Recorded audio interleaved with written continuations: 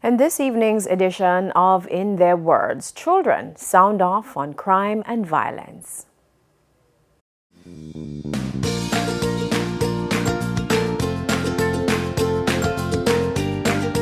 In Their Words, brought to you by... I want my country to develop and become probably the best country in the world. So for the new generation, we can build up our country. Many children are clutching onto this hope, with parents also wanting a better future for their offspring. Crime, however, continues to rank high among the impediments to that dream, and children are increasingly being targeted by criminals. Every morning my parents tell me, try make it home alive, try be safe.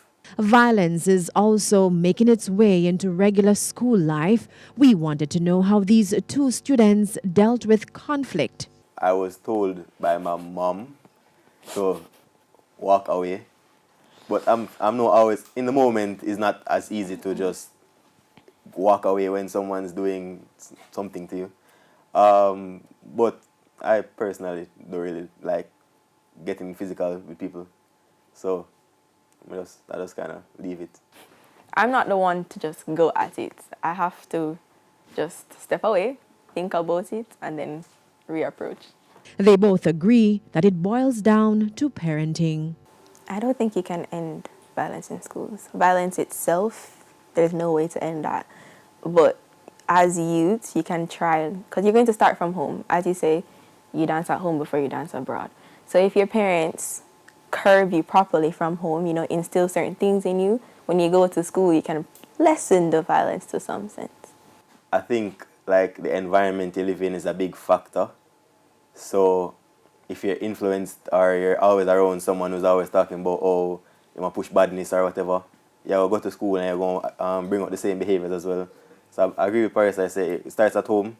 Try, as a parent, you try to get your child around good influences, so they can grow to understand that violence is not always the answer.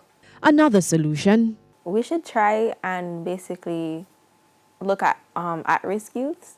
Yes, because if you think about it, crime is really evolved by youths.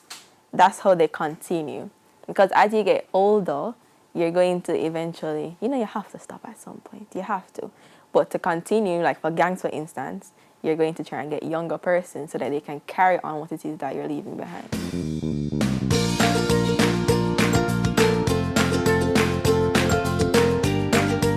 In Their Words, brought to you